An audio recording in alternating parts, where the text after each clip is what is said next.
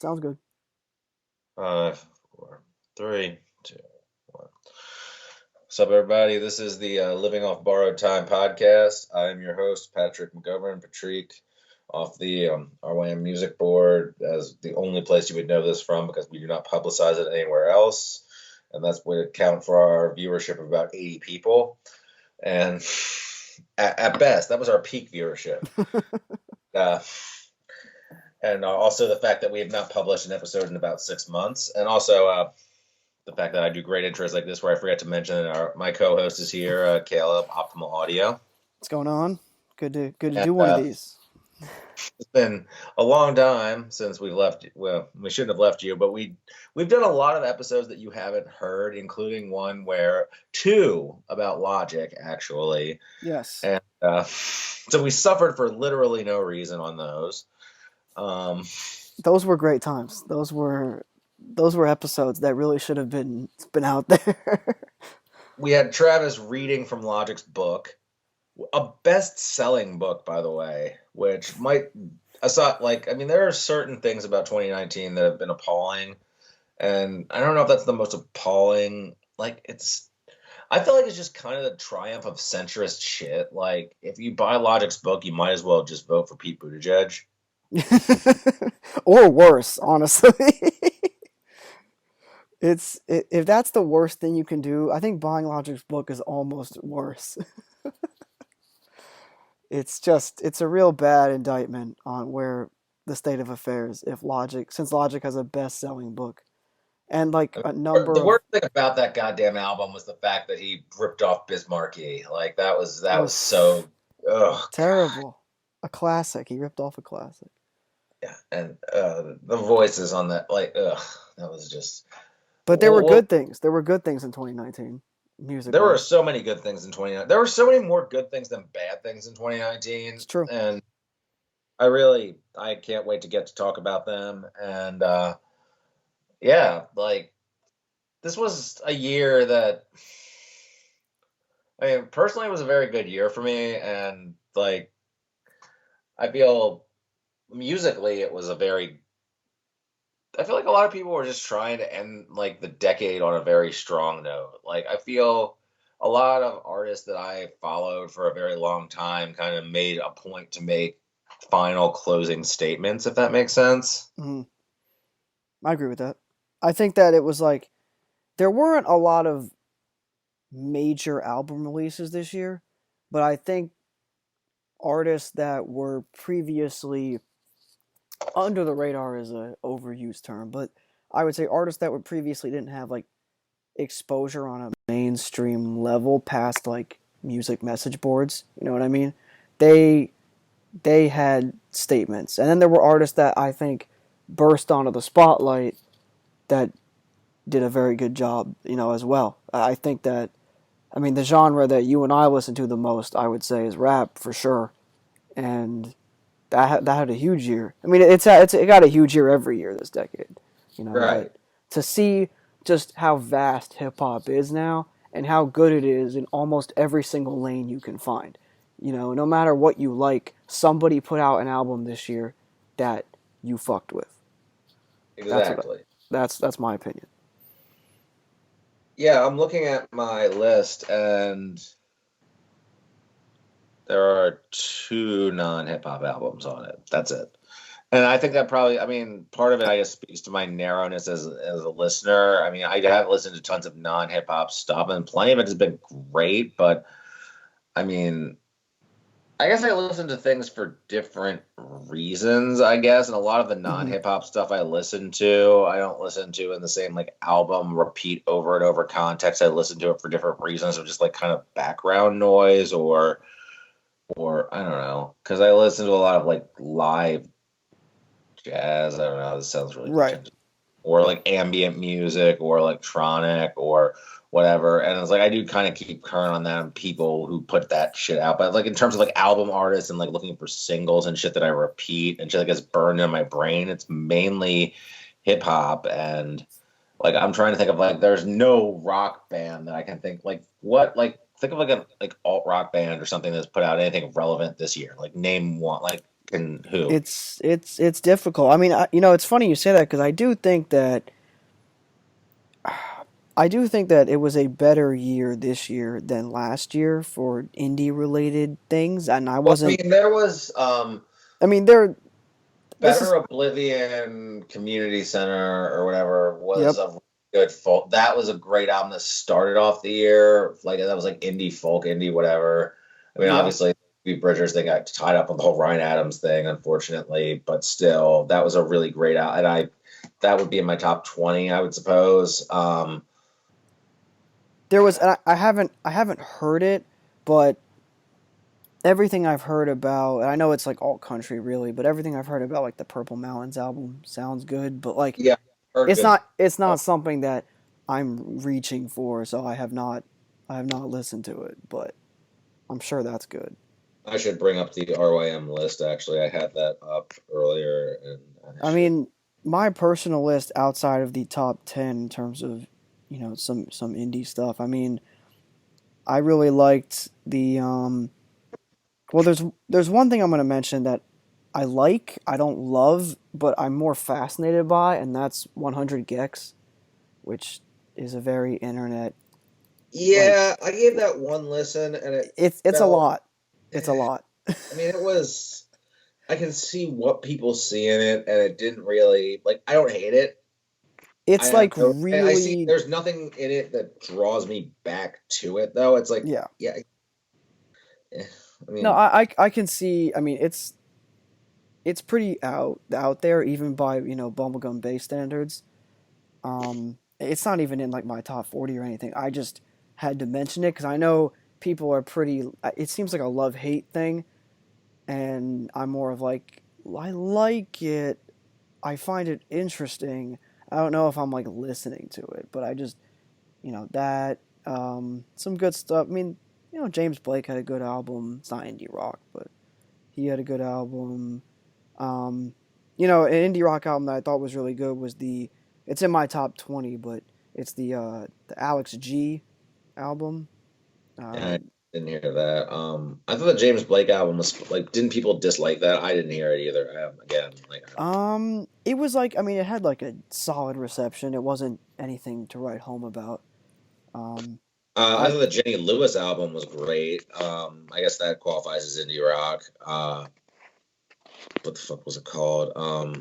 It had a really creepy RYM Oh, the RY the comment box for that was something oh yeah, special. because it was like the The fucking album art. cover, yeah, Yeah. But yeah, it was a really good album. And again, another one that was the Ryan Adams Association. He produced that, right. but it was actually one of his better produced albums. And normally he's not great at producing. Like he produced on her last album, and it wasn't really that good. But Mhm. like her songwriting was really strong on it. It's like very 70s Fleetwood Mac-y type stuff, but she's really good at delivering that. Actually, like I feel like she kind of wears the whole mature 70s rock vibe very well. Um, I can see that. Um, I So mean, that was good. I'm looking through the list. Sharon Van Etten had an album out that I remember being good, that but was good. I didn't put it I on my don't like it list or as much as I anything. think Tramp is still her best album that I've heard, but she's never put out anything bad. I agree. So It's funny because it's just I did not like the. I mean, okay, I didn't dislike the Beck album, but I didn't. I only listened to it once, and it kind of bored me. oh, I Like did not. I don't think I listened to it, so that's it's again, it's like he doesn't. Yeah, I it's listened just to it, not but something that I check. Like the thing with indie rock now is you really, and it, as someone who loved this so much when I was in middle school and high school, like you really have to. I really have to hear about it and be like, oh yeah, this is probably good for me to go out of my way and listen to it, unless it's an established band that I already have a vested interest in. that's exactly how it is for me. It's like I have to have already been following them, and yeah, because I'm not like going to actively check for it. It's been that way for a little while, and that's not to mean that I'm kind of picky about it because so much of it sounds the same. The American Football LP3, That was good. that yeah, like the track with the chick from Paramore, with Haley from Oh, Paramore. Haley, yeah, that was great. So yeah, but I mean, overall, like rock music like a lot. Like I mentioned, these albums, the ones that I've heard are really good, but nothing is as good as like last year. There was the Julian Casablancas album. That was fucking Yep. awesome. That, Yep. better than any rock album I can think of from this year by far. I So think I think indie music was deeper this year than it has been the last year, maybe the last 2 years. But there was nothing. There was nothing to the level like you just mentioned of like the cream of the crop from albums last or year, two even like years ago. the fucking Spoon album from 2 years ago. The Oh one, yeah, that was a really good album. so I mean, those are my favorite indie rock albums I would say of the past couple of years. So, and I can't think of anything this year that's been on that level. So, and I haven't listened to like I don't know King Gizzard. Like I'm not as big No, into I funk. I have not listened to that either. I mean, I'm sure, like I said, it's one of those things where like I'm sure it's good. I'm sure I'm not gonna like. I'm sure the music is gonna be good, but I'm also sure that it probably won't resonate with me very much like right now. And the sad thing is when I want to listen to indie rock, most of the things I'm listening to are either from the first half of this decade or from the 90s or 2000s. Like when I have that itch to listen to Yeah. rock music, that's what I'm listening to. So Shout out to the two Modest Mouse singles from this year, which fuck off, Isaac Brock, stop, stop. that Like, really that's a great segue into some of the worst stuff. oh yeah, like Yeah, the worst shit of the that wasn't I wasn't even intending to, but yeah, it's, the most disappointing slash worst things we've heard this year. Um, that was those terrible. Modest Mouse singles were just completely unnecessary, and no one was asking for them, and I was indifferent to the last Modest Mouse album. I was willing to chalk it up to the fact that I'd moved past them as a thing in my life musically. Yep. These songs kind of speak to the fact that maybe they just suck now. And Um, I think they do. And it is sad Sad to cuz see. you Really know, just they've made some of my favorite music in the genre and you have to be like, "Wow, they suck." Like and it's just like yeah, they're like 2 minute little turds of music that just feel like they sound like Modest Mouse. You can't say that oh they changed their song up, their style up or whatever. right. They're different. No, they sound like Modest Mouse. They just sound terrible. Like They're there's they're nothing they're, they're not Modest good. appealing about it. And so yeah, that was hugely disappointing. In the hugely disappointing but hugely entertaining category, for sure, the Big Day by The Chauncey the big Rat. the big day was so big, no pun intended, that uh, people people that like over the summer were just hitting me up like that knew I was vaguely into music and were just like, "Hey, like have you heard this garbage?" And I was like, "I haven't talked to you in like a month, but yes, I've heard this album." Oh my god! Oh, Like pretty much everything about like the cover. I remember when the cover came out like a week before, and it was just like, all right, yeah. just like some old. Apparently, it was some old meme or something. It was just like this seems like some weird childhood themed shit. Like, okay, youth pastor Chance doing his thing, and then the track list came out. It's like this looks really long. Yeah.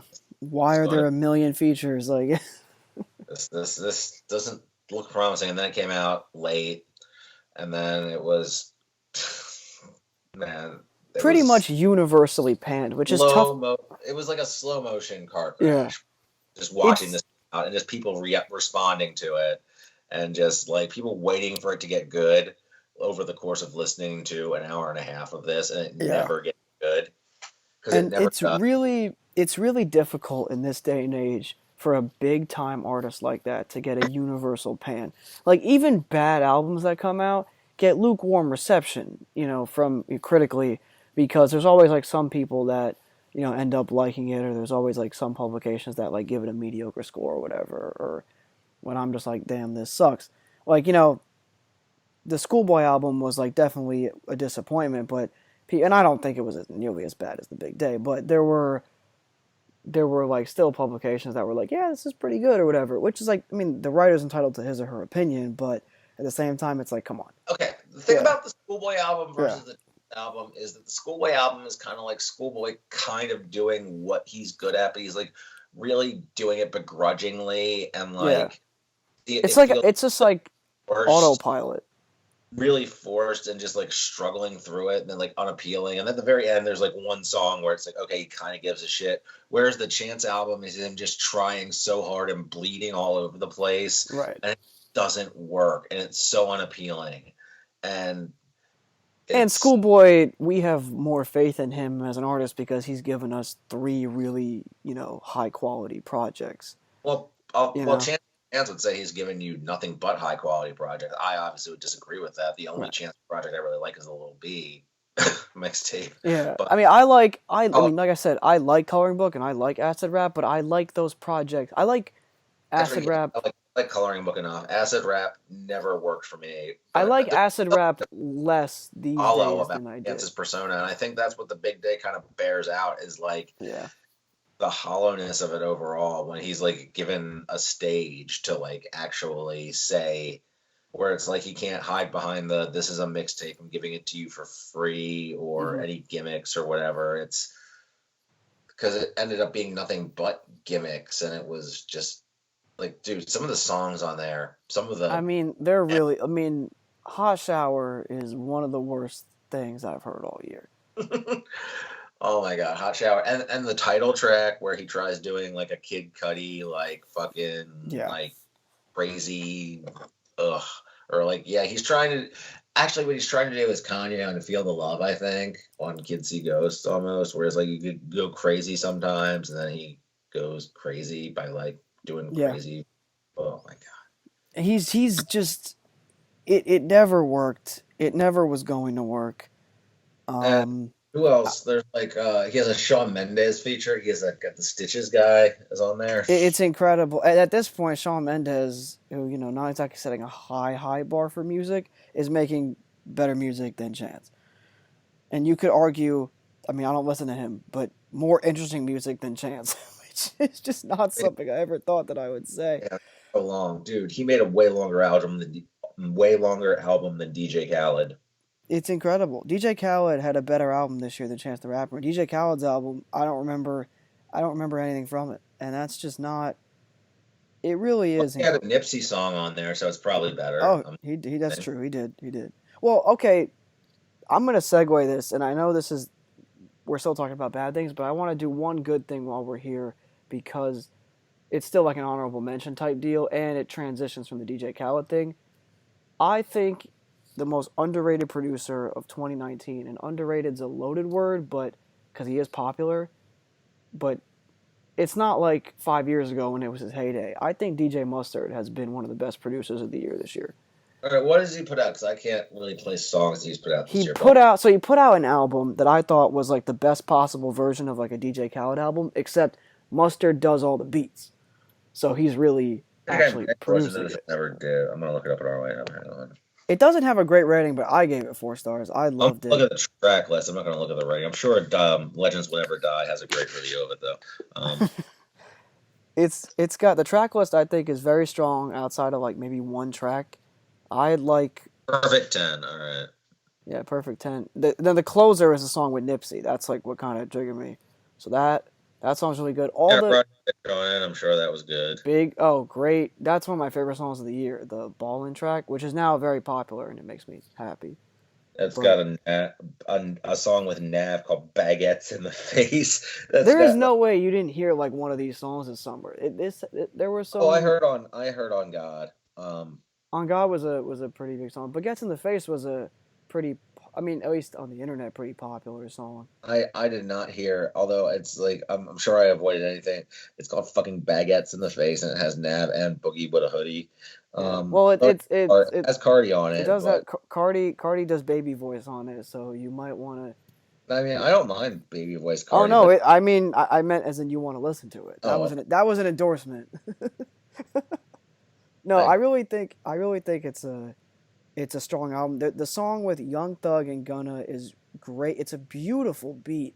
It's like got guitar licks. It's perfect for Gunna, who does like this little verse on it. That's like my favorite thing he's done all year. Young Thug's doing very like his voice is normal, but like his lyrics are like kind of absurd. So that's cool. Um, and somebody then on M had the brilliant header. Perfect 10 is not a perfect 10. oh, I'm sure it took them a long time to come up with. Um, No, I mean, you know, there's the song with Future is really good. It has like a western feel in a sense. It's got a very interesting beat, that song. So like just the beats are like cool and unique.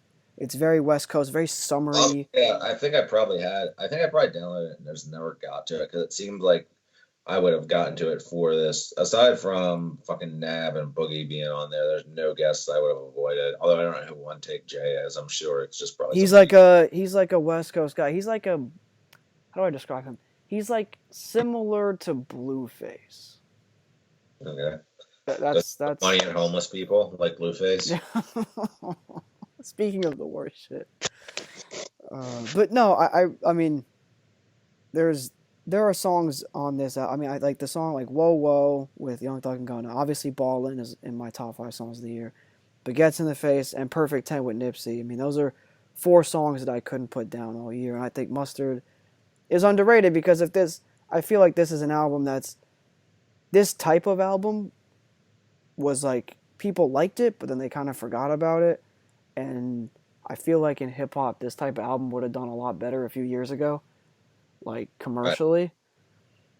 So it just kind of like made me think about, damn, like remember when DJ Mustard was big and now like people still care, but they don't. It's not like he's on top of the game now. Yeah.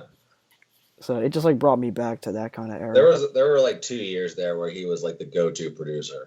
Yeah, and I feel like he's a better producer now than he was then, like significantly. Like I think most of his beats on that album are beautiful and like very well done. So I mean, I kind of felt that way, but I feel like Metro evolved that way. I feel like, I mean, what little Luger's put out, Luger evolved that way. Check, like that's kind of the way with these trap dudes who yeah, start out popular, then they actually evolve their sound, but they fade in popularity, but their stuff becomes a lot more nuanced and but it's not as popular anymore. But then they right. put out a producer album. Well, Luger didn't really put out a producer album; he just put out that EP with Currency. Because who the fuck Which wants? was, but that was really good. Right? Yeah. He No, needs. no, you're right. That's actually I honestly didn't think of it that way. Like I didn't even make the Metro comparison to his album last year, but that's a really good comparison. Right, like that. Like, oh, isn't there a new fucking Travis album? I haven't heard it. It's like a label EP comp. Like it's only 6 tracks and or 7 tracks. It's not long. It has a lot of it has a lot of Don Toliver on it, who I like. So I wasn't mad at that. But it also has like there's like a Highest in the Room remix, which is okay. But it's It not really a proper album. no, it's not. It's not a Travis album. Travis is on most of the songs, but like there's an intro track which is just like 45 seconds of like just an instrumental. There's a Highest in the Room remix. There's a song with Sheck West, which is okay. There's a song with there's a Don Toliver song Opera with star Sheck West. there's a there's a Don Toliver song with Quavo and Offset, which is good. There's a Young Thug song, which is good, and then there's a song at the end with Pop Smoke, which is solid. And then there's another Don Toliver song. So there's only 7 tracks. I would say 4 of them don't feature Travis. 3 of them don't feature Travis. So I don't know. Yeah, It's right. like yeah, it's like it's fine. It's fine. It's out there. You know, nothing crazy. But there's a couple songs that I like. Well, getting back to the disappointing shit, Yes, the I disappointing thought shit. the Ghostface album was nothing special, but like I think that kind of dropped out of nowhere with no publicity, so I wasn't really expecting anything out of it. No, Um, I'm did trying to his look thing at. with Czarface come out this year? I forget. That's the thing about Ghostface lately is he just puts out like shit that just flies in and out that like leaves no impression with me anymore, which is kind of disappointing. That is sad. I mean, I'm looking at like shit that I didn't like this year. I mean, we already talked about Chance. We talked about. I mean, most of the stuff is. I would say like disappointments. I mean, there's not that many things that I was truly disappointed by. We already talked about Schoolboy so much. I Yeah, we mean, talked I will about say that like the episodes that like if this actually gets out there, like you didn't hear was like we talked about Schoolboy pretty much at length, and it's just yeah. So it's like I don't really want to exhaust that again, but it no, I was agree. I mean, I think that like you know, like the G Herbo album was pretty bad. That was disappointing. There was like the Thug put something out, but it was like a label sampler thing that didn't really count. Yeah. Well, I think that was last year. That was 2018. He put out. That wasn't even this year. Yeah, and that actually was all right. I heard Gucci put something out that wasn't good. The recent, yeah, the East Atlanta Santa thing that just came out. It was like, oh, Well, like I guess it's been released. I haven't heard it yet, but it apparently, was like a follow up to East Atlanta Santa 2, which I really liked. yeah. Like I like the last one, so Well, I will say that he put out Woptober 2, and that was better than Woptober 1. So Gucci put out one worthwhile thing this year, which is as much as that you can as he's ask definitely for. fallen off on his productivity. He used to be like Yeah, worth. he had such a like spike in quality after he came out of jail that I'm just like, if Gucci puts out something good, like I'm happy. You know, I'm I'm not I'm not put out. torn up about it. He's already put out enough that it's like I'm not really gonna get mad if he doesn't put out anything for a while. So I as will long as say he that doesn't start flooding the market with like terrible shit that I can't get away from, then I'll start getting annoyed. right. But I will say that there are two artists this year that really dominated the year, from a popularity perspective that I think that they're worth mentioning. I like one of them. I am pretty ambivalent on the other, and those two artists are Lil Nas X and Lizzo. Um, I mean, these were the two most popular artists of the year. right, okay, So worth discussing both. right, Lizzo, my exposure to her was initially on. I'm interested to hear which one like you were like and which one you're ambivalent on. I'm going to guess that you like Lizzo and you're ambivalent on Lil Nas X. I'm actually the other way around. Oh, I don't love Lil Nas X's music, but I really like him, and I that's think he's like, engaging. I think he's a fun personality. yeah. Um, I like that he had a song that really pissed off racist motherfuckers. It wouldn't go away. Oh my god, you talk about "Wouldn't Go Away." That's the most popular song ever.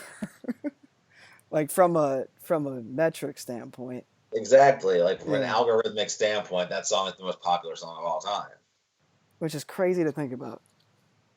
And it just kept like mutating like the goddamn like T1000 like songs to like It's actually just the Terminator. Lil Nas X is Yeah. actually made out of liquid metal. Well, every mutation's just a remix. Because we were supposed to get like the Dolly Parton one with the pink horse. We Yeah, never that. we never got Um, that. We got a K-pop one. We got a Young Thug one. We got a one with Billy Ray Cyrus, which was the big one. yes, that was the one that changed everything. And shout out to Billy Ray Cyrus for just like pissing off all like the Yeah, old boys. all of his fans. Yeah, I do love that, and it's there's something to be said for the fact that you could not go anywhere without hearing that song. Specifically that remix, at least in my experience, no, and it was literally it was coming it out was of the car everywhere. on speakers. It was like there was no escape from Yeah, that. you went to like I don't know. I mean, there were times, like I And it said, will live on at weddings forever. I am forever. sure. It'll live Forever. on at summer camps, like Dances. sporting events. I mean, you talk about things that are also kid friendly, because a lot of pop songs you got to censor them, right? You don't have to censor this song. That's another thing. How do you think that this song did so well with like probably kids and advertisers and whatever, because it was like a quote unquote like clean song? Exactly. There And was I just nothing about it that was that you apply to had like to. literally any. It can apply to literally any scenario Yeah, you want to put it upon. And older people, boomers liked it. I mean, not racist ones, but there I were mean, there were. one even probably liked it until they heard who was singing it. No, seriously. I mean, you're right. You're really right. It's it was a phenomenon unlike I had seen in the last couple of years. No, it really reminded me of like, and its inescapability. It reminded me of like '90s pop songs, like fucking like Spice Girls or like Alanis Morissette Yeah, or like Sheryl Crow in terms of just ubiquity, in terms of just not being able to. And that was back when those like when radio was a lot more pervasive. and now it's like you have so many more avenues, and this song was in all of them. So that's like a real credit to him that he was able to manage to just come up with something that was able to, regardless of whatever you think of the song. And for the record, I think the song is totally good at what it does. Yeah, Like I could goofy, still it's say that I charming. like the I song. thought it was just dumb at first, but it grew on me as opposed to like grew off of me where it was just like I heard it so many times and I didn't want to kill myself. I think that's like a credit to the song. No, so, and you're right. There are, and I always have had this mentality about big songs that I end up really liking. People will say, "Oh, how do you still like, insert song here?" Like I've heard it so many times, where it's like, well, just because you heard it all, it doesn't mean it isn't good. And I think that, to your point, there hasn't been a song like this where we both heard it everywhere. I'm sure, and we're still like, yeah, I like Old Town Road. Like it's a fun song. It's not, we're not looking at it like it's some genre defining work, Yeah, but it definitely it was a significant cultural moment this year and honestly in the decade as a way to end it. for sure. And like I'm trying to think of like songs that I thought were everywhere that I could not fucking stand, and like fucking Shake It Off would be the obvious one Yep. for the most predictable thing that you could imagine me saying. That fun We Were Young song. Oh Sorry, yeah. I Yeah. hate a lot of Jack Antonoff on this list. But we'll get to him. We'll get to him in a lot of ways in this Sure. episode. But Well, yeah, might as well, start the list then because I can't start it really think off then. Yeah. of terrible. Oh yeah, Lil Dicky Earth. Ooh, yeah. No, you're right to bring that up. That was probably the most atrocious thing that anyone did musically all year. That I can Yes, that and it keeps the Lil Dicky worst music of the year streak still going because oh we yeah, that he just yeah, won't go. But yeah, because he had professional rapper, and then yeah, he had, Brain, and now he has this. Like he yeah, manages every year like herpes to just not go the fuck away. and Lil Dicky really is. You can compare him to a disease because that's exactly what he is. And the amount of well, the thing about Earth that is, I mean, everything about it is so nauseating. From like the wokeness to the fact that there's like a built-in, like it builds in so many like. It starts off with people like, "Hey, Lil Dicky, you suck." So it's like, "Ha, he's self-aware. You're gonna make fun of him." To the fact that, well, you can't hate the song; it has a good message. But what I think that is most nauseating about it, well, two things. One is that it has so many goddamn cosigns from so many people, the most disappointing of which is Joel Embiid. But Joel Embiid Yes, also sold out to Hulu. So I think Joel Embiid just likes money. he But does because those Hulu commercials with all those athletes are just like, hey, here, get your money. Which honestly, I find them pretty funny. I So mean, I it's like, find it, yeah, I got sick of seeing it though. That was the thing. It was on a lot. it was But on a lot. the second thing about this song that is so nauseating is you can look it up, and this song steals the melody from Baked Alaska's "We Love Our Cops." Yes, yes, it does, and that almost makes it better. Just So in he's terms of plagiarizing yeah, from Baked he's Blazer. Alaska. I mean, noted, you know, scholar and writer, tremendous voice in our time. Baked Alaska, Yes. a personal favorite on this Oh podcast. yes. Come up more often than you would like, than you would actually think. It's Um, seriously, it's crazy. Crazy. But Yeah, I yeah, you mean, would think that like yeah, actual musician Lil Dicky, who has had so much help from like all these people that he could have had any of them. He could have stolen from any of the people that are in this video. Like he could have had any of them or their ghostwriters, and he stole from Baked Baked Alaska. Alaska. I'm telling you, man, baked We baked live in Alaska. strange, puzzling times. Yes, the world really makes no sense, but music does make sense sometimes. And there was like a lot of good music this year. There And was a lot of good music this year. All I right, do just you want? want to before we get to the 10, I just want to run through some names. And I'm just gonna name. I'm not gonna say anything about the albums, but I'm just gonna like name stuff that I really like this year that is not in my top 10 because it deserves to be listened to. 2 Chainz, Rapper Go to the League. Pierre Bourne, The Life of Pierre 4. Rod Wave, Ghetto Gospel. Pop Smoke, Meet the Woo. Anderson Paak, Ventura. Megan Thee Stallion, Fever. JPEG Mafia, All My Heroes Are Cornballs. Um, an album that everybody forgot about. Chief Keef and Zaytoven, Glowtoven. TJX6, The Swipe Lessons. Currency and Wiz Khalifa 2009. Benny the Butcher, Plugs I Met. DaBaby, Baby on Baby. There's a couple other ones. Denzel Curry with Zoo. Lil Keed with Long Live Mexico. Flume with Hi, This Is Flume. Young Dolph and Key Glock with Dumb and Dumber. And Jai Paul with Leak 04 to 13. So those are just some ones that were pretty high on my list that I loved. I would just like to, yeah, I mean, that's a good idea. I didn't really come up with a list, but I would like to, well, I'd like to co-sign the Chains album, which I think the Ariana Grande track on that is tremendous. That should have been a huge single. And I think that album overall is really good. And it kind of got lost in, I think it kind of got misjudged by the fact he ended on a really dumb song where he's like turns into a fucking libertarian like, about taxes, where he's like, he read one issue of The Economist and got like a bug up his ass. All of a sudden, he's like joining the Edwin von Mises Institute. 2009. We will. I have a lot to say about that, and that actually. Oh, good. We're gonna talk about that eventually.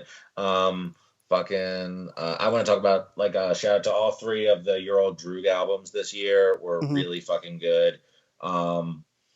A lot of people are remembering them more for the fact that he got into it with Anthony Fantano, which I guess got him a lot of publicity, but I don't think it made anybody look very good. I think it distracted from the music, which was all really good. I think each one was kind of better than the last in their own way. The production was great and unique, and his rapping was super on point. And in spite of the fact that he said one line about trannies, and then he ends the last one on a super fucking immature ass line that's just to troll Fantano, and his fans, which is like, he waits the whole album to do it. Yeah. Have you heard the last one? I have not heard the last one. I heard the first one. I think I heard the first one. It wasn't even close or whatever. And then I heard that one. One line, which isn't even like that bad of a line. He just uses the word or whatever, where it's just like, all right, fine. It's like rappers say, there has been worse. Yeah. A certain homophobic slur gets said a lot still, and it's like whatever. Yeah. But then he waits, and like he's not even using a slur in this last one. It's just like he waits so long, and it's so juvenile. It's almost funny, but he's so clearly hung up on it. It's like it's fucking Anthony Fantano, dude. Let it go. Like, yeah, I don't know. It's giving, but I feel like that's the thing is like it's getting him more attention, but I don't know if it's positive attention. Whereas I think that the music's actually really fucking good. He's gotten much better about writing about concepts and stuff. He's really good at picking beats. I think all 3 of the albums were executive produced by Makami, which I think has done a lot for his like direction. And I'm going to talk about Makami a lot. I've got an album of his on my list too. Cool. What else from this year? Slauson Malone, A Quiet, Farwell. I don't remember what it was. The Standing on the Corner guy. Yeah. I think I heard about that on Dead and Hip Hop, but I'm not sure. It's like a Farwell. I don't know. I don't have it right in front of me. Horace is going to yell at me for this because he was the one who originally turned me on to the album. And then it became a big thing on RYM, and I think again Fantano mentioned it. Yeah. It's really good. It's like sound collage-y. It's if you're a fan of some rap songs like Recent Earl Sweatshirt, Mike, obviously. Speaking of Mike, Mike did put out was it War on My Pen this year or no? War on My Pen was last year. He put out something this year. He did, and I can't say I listened to it, which is a shame because I do like him. And did put out this year. Good. I didn't even listen to it. Damn. But I can't remember the name of it, which doesn't speak too well to it. The Rick Ross album this year was surprisily very good. I totally forgot. It was good. I liked it. Yeah, like there was no skips on it. I thought the Drake song ended on was kind of a like not their best effort and a little bit of a draggy song to end it on, but otherwise it was a really, really solid album. The Can Kick albums, he put out 2 this year that were great. There were some of the best beat tapes. Jermaine's and ever talks to me again. We'll do a beat tape episode. I'm not going to talk about all the beat tapes. Fucking yeah. I don't want to belabor this too much longer. We haven't even gotten to the top 10 yet. So you want to start with your number 10? Sure. My number 10 was really tough because I really love Slime Mare, the Young Nudie and Pierre album, a lot, and I played it all year and has some of my favorite beats of the year on it. But it was just edged out by So Much Fun by Young Thug, which is an album that I didn't know really what to expect from. Uh, I think the initial lead single, not a bad song, but the worst song on the tape. And I think it's Young Thug's most cohesive and his best work since Jeffrey. And it also had a big time mainstream appeal. Like Young Thug, we've talked about, has got to be the most popular artist ever who straight up doesn't sell. Right. So and the most influential artist right now that does not sell records, like just at all. And this album sold, and it sold well, and it had a hit single, and well, really two hit singles. One of them that came out after the album, "Hot" with Gunna, and then one that ended up being a bonus track, which was the London with J. Cole and Travis, which had me like apprehensive about the album. Not that it was a bad song. I actually thought the J. Cole verse was all right. It was just like, it just kind of felt like a pretty standard single for Young Thug, and he ended up coming out, and immediately from the first track onward, I knew that this was going to be a really good album. And the fact that it's 19 songs, none of which are that long, but No, I think it's like 18 or 19 songs, but it just but they're also moves. not snippet songs either. They're not like No, they're actually all fully fleshed out songs. and they move, they're cohesive. There's like, he himself is doing like crazy his usual crazy vocal stuff, but he's also, this is some of his most accessible work at the same time. And I think that's why it sold, because, and I've heard people, not even on RYM, but really on like other hip hop, boards, kind of shit talk some of the beats and the production on here. I don't know what they're listening to, because the beats are not super complex or weird or crazy, but they do more than get the job done. When they need to be hard as fuck, like the song with Future, they're hard as fuck. And he and Future are wild on that song. Yeah. It sounds like a jam session, First but with of all, that traps. that is I can't lie. I only listened to this album once because it came out kind of around when a lot of shit was happening for me, and I was Right. not really started checking out. Like I stopped having as much time to check out new music.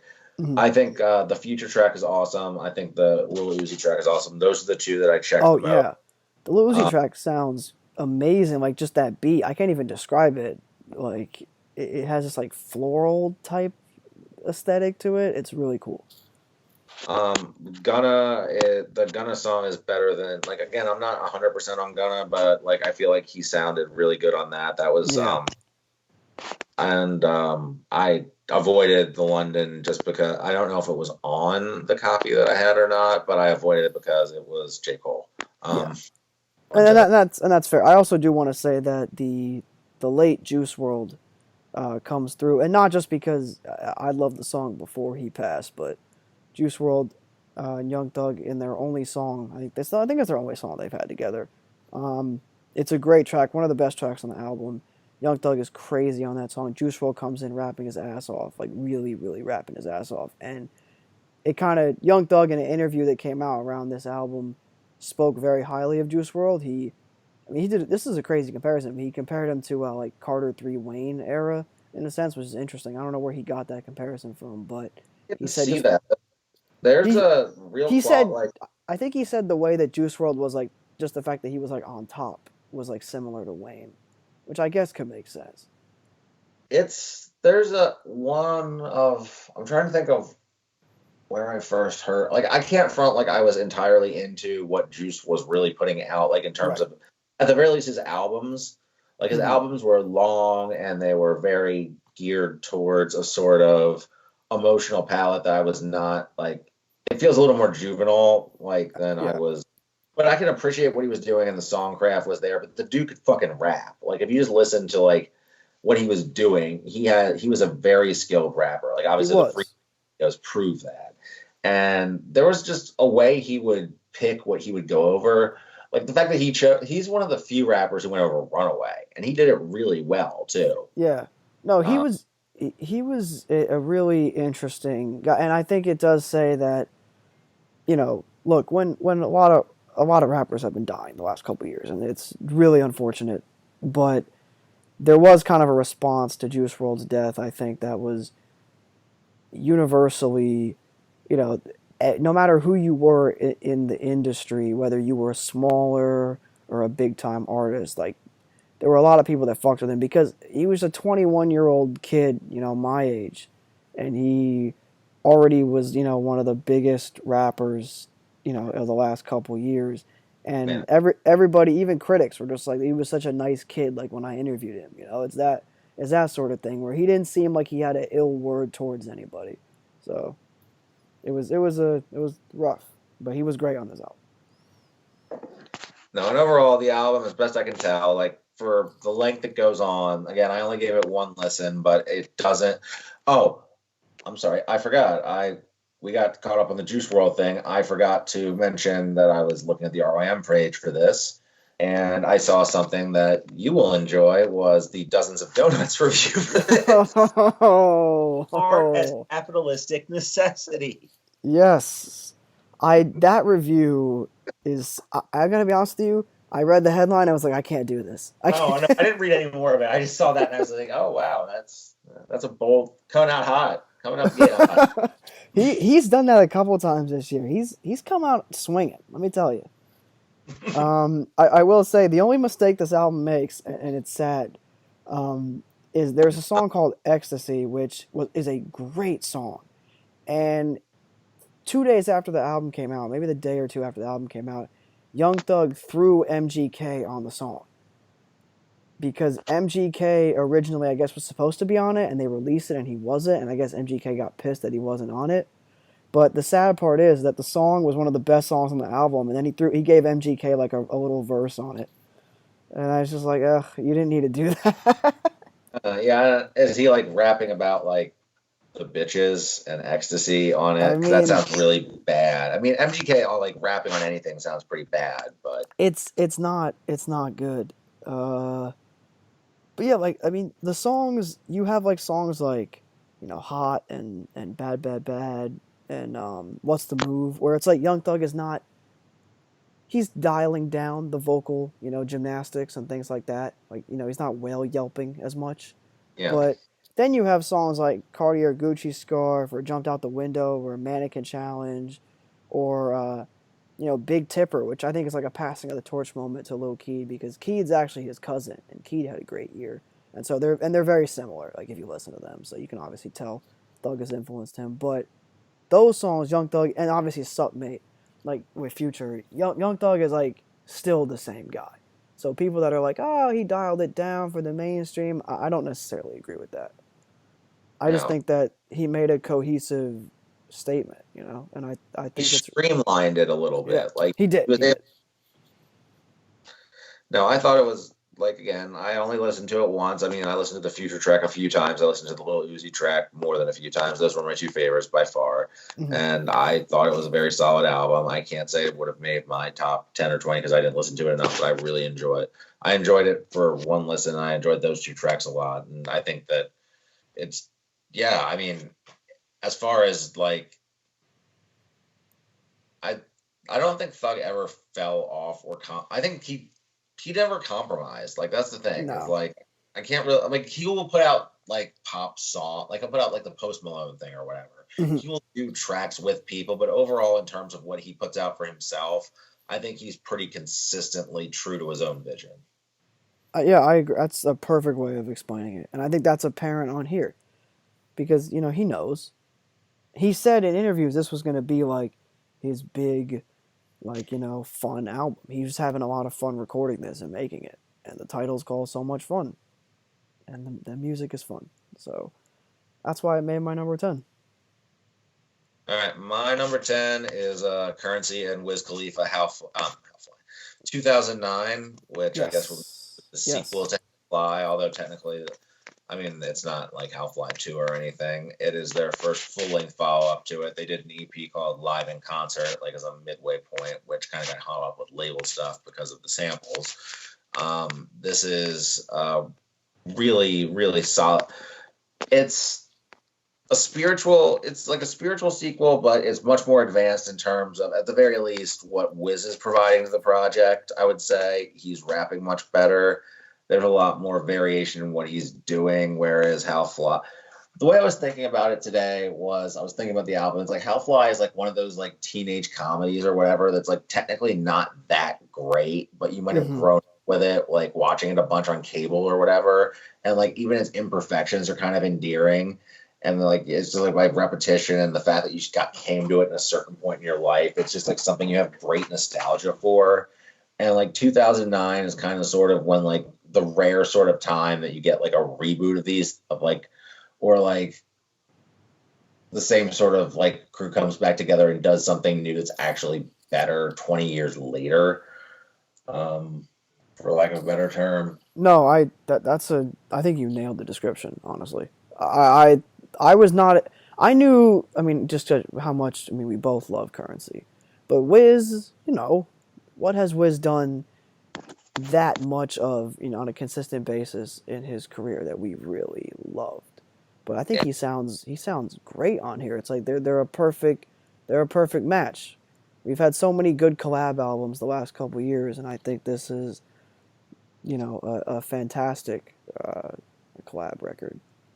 right. I think the choice of production on here is outstanding. You've got Cardo, you've got like Yep. I think in like the it starts off on a really interesting note with like the throwback beat. Yeah, And it threw me off on first couple listens. it does, but it really grows on you. They take chances. It's like from the start has that like it's Hmm. really glossy, but it really just like I don't know. It just feels like it works to both of their strengths. Like, and Currency is definitely somebody who can like adapt himself very well. Wiz, not so much, I would say, but it's like he's like he puts more effort into his verses, and the songs seem more tailored to the strength of his hooks when he's called on to do a hook.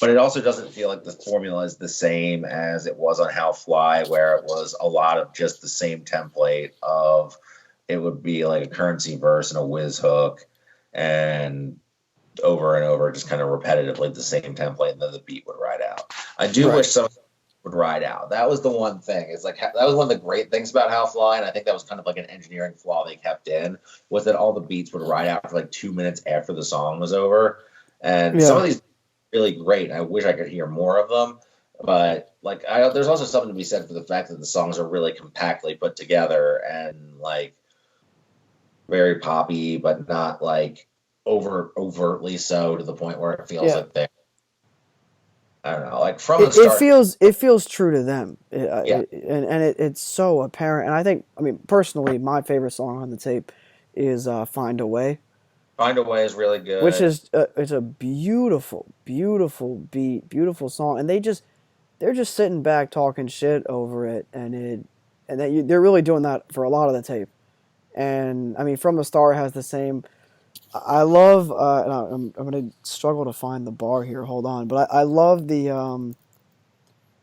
Currency bar in From the Start, where he's like, hold on, I'm trying. I'm gonna pull up the Genius because I don't want to mess up the bar. But he says something about um like I'm hold on, wait. Yeah. He's like, I'm not looking for like I'm not he's like fuck basically saying like when the smoke clears decades later, like we're still gonna be here. Like I don't know where these other rappers are at. I'm not looking for, any of them. I'm just trying to remember where I parked the Benz at. Which is just like it's classic Currency, but there's just little things here and there that he says that you might not pick up the first time, but they're so quotable, and I can't wait until he gets to that part in the verse because it's like just the perfect amount of like arrogance and like confidence, and No, he has he a way of and the delivering. beat fits it perfectly. No, he has that way of delivering things where it's not where it's like just confident enough that it could be where somebody like Big Sean, if he delivered those kind of lines where it's just Yeah, like, oh, shut the fuck up, you're annoying. But like Currency delivers and it's like, okay, like I can fuck right, with that. Like right. it's actually it's endearing almost. Right. It's just the way he does that is. is great, and Find a Way is the same way. Wiz sounds great on Find a Way. At least a third of Wiz's verse is mentioning something to do with his Rolex, and it doesn't bother me at all. He says it tells the daytime and the day. Wiz. Look, not for nothing, Wiz, but my watch is not a Rolex, and it also tells the daytime and the day. So I don't know what the flex is there, Now you have but me on no, genius it, lyrics. One of my favorite lines is on Currency on the fucking intro verse or whatever.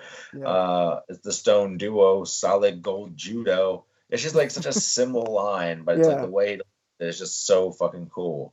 He has a way of just like stringing together things that could be run-on sentences that end up sounding great. Like he has the thing where he's like in what is it? Not East Side, but the one before Find a Way, 10 Piece, right? In 10 Piece, he talks about like he's in the rolls and he fucked up, like he's getting out of the rolls and he drops his phone and he and it breaks and he's like oh no, he's like I get out of the Maybach or something and my motherfucking screen cracked. And he's like, fuck it, I'm all good though. Like I got the iPad. I'm gonna get the connect with Apple and they're gonna slide me a new one. Like, and he says all that in the span of like 2 bars. Also, the funny thing I'm looking at the Genius right now is that like the only annotations are on the Wiz verses. It's like, yeah, we got to make sure we get parse those really difficult Wiz Khalifa bars. Wiz is just the best thing about Wiz on this is just like the fact that he's like he sounds like he's confident and he's having fun. He's not I don't know. taking it There's real seriously. confidence to what he's Yeah. saying, and like, I mean, there's always like he has like surface level clever lines, Yeah. and his flow is really good and really strong, and it's just really well put together. It's like everything you would expect, like it's everything you would hope for and expect out of like these two putting together, like not necessarily a sequel, but a follow up to How Fly, but it's not like a retread, and it just has a really nice fresh sound to it. It bumps in the whip. Yep. It's fucking sounds really nice in a car, Really and does. so yeah, that definitely one of the top 10 albums of the year. Also, Currency's put out as usual for him, like a bunch of other good shit this year. Nothing else I would say is top 10 worthy. He put out Back at Bernie, it's just like a week ago, which I thought he'd forgotten about putting that out, but I guess he finally finished it as a Christmas present. It's got a bunch of monster beats on it. That's also quite good. I'd say it's probably the second best project this year. Mm-hmm. And he did the thing with London Drugs and somebody else or whatever, Umbrella Symphony. That was all right. I only ever listened to that once. And again, and oh yeah, the thing with Smoke DZA. The thing with Uh, Smoke DZA, yeah, that was good. yeah, that had some really funny skits on it actually. Um, and yeah, it had like a Harry Fraud beat and some other stuff. So yeah, the DZA one was also good. So yeah, typical good year for Currency, and this was one of the best albums of the year. And they definitely did themselves a favor by not rushing this, because I know every year, like both of their fan bases were begging them to put something out, and Currency was always saying that he was going to, like, he was very good about like teasing the fan base with this, and his Mm-hmm. verse is about like How Fly sequel coming, 2009 coming, and then he just dropped it out of nowhere, like in the middle of February, and it was great. So it was good It, shit. it, it really was, and it held up. So it's a great choice. Yep. All right, what Uh, do you got next? my number 9 is Charlie XCX with Charlie. All right. I don't know if this is on your 10 or not. It's Uh, not. It's late. It's outside my list. right. I thought that there was a top 10 album in here. Mm-hmm. There were one or two things I would have changed about it. There were some of the best songs of the year on here. Yes. For sure. I think this is hurt by a little bit, like having heard a lot, like the bootlegs of shit that was leading up to it, Mm-hmm. and certain things I would have changed on it, which is kind of a unfair complaint, I guess. But, and also I still don't like the Lizzo song. We never got to talk about, I guess now's as good I a guess time. now, yeah, we can talk about Lizzo. We just talked about Lil Nas X and then moved Right. on. But Well, and look, like I said, I don't have that much to say about Lizzo because I'm pretty ambivalent on her. I didn't like the Lizzo song on here, so I agree with you. I think it's the weakest track. And her in general, Lizzo in general, like Truth Hurts is like I heard it the first time and I'm like, I can see why people like it. And I heard it the 10th time, I'm like, I don't like it. So that wasn't. It didn't sit. It didn't sit well with me. I thought her album was okay. I kind of agree with the review from the user Too Broke to Care, who used to be CB the dog. If you, Oh yeah, shit! yeah, Not that's really he first. changed his name, but the same guy. And he basically said like the production's really good, but he just feels like a lot of the lyrics and the general like persona and attitude was just like it seems pretty contrived to him. Like, and I don't want to. I do sound like I'm marginalizing it when I say it like that, but I agree with his take 100%. It just seems like contrived and manufactured. It seems like a great companion piece to like Hillary Clinton promotional campaign pieces. Like I just there were better albums in hip hop and pop music this year made by women than Lizzo, and she just happened to be the most popular one. And some people like her, and that's cool. I don't want to shit on those people because there are good users on the site that do like her, but eh, I mean, it's just I'm fine with her. I'm not it never over. stuck with me. I'm fine with her. I'm not overwhelmed by her. My wife likes her. I mean, I think Truth Hurts is a fine song. It like I guess it could grate on you if you hear it a million times, but it's like it Hmm. doesn't like I I just get why I people wasn't like it. heavy on it at first, then it kind of grew on me, and then it's like Hmm. it's not like my favorite song or anything. I think that her image makes people more inclined to want her to succeed. Yeah, yeah, that's very fair. And I And I don't want to seem like I'm just inherently shitting on her because of that, because I'm not really. I'm more in the middle, but I don't like. sent her with like kind of leaning positive, but I really, again, it was an initial negative impression because of the song on the Charlie album, which I thought, again, it's like there was Mhm. no reason to do that to that Charlie song. Yeah, But I didn't get it, and it comes at a very weird place in the track. It's like the middle of the album. It's a weird place. Now, what I will say is that the album comes out with a fucking bang. oh no, the way Like, the album fucking starts off, it's like nonstop heat for like the first 5 tracks at yeah, least. at least. I mean, the songs on here in the beginning. I mean, for me, those first 5 tracks are one of my favorite runs on any album all year, and I could not put any of those songs down, honestly. Like, and Like, I include the Haim. I like the Haim track as well, honestly. So it comes out hot, and I think I liked this album when I heard it the first time because I've loved Charlie's work for so long, and really especially since what was it? The EP Vroom Vroom in 2016, like when she really started going with the bubblegum bass stuff and taking a lot of chances and all that.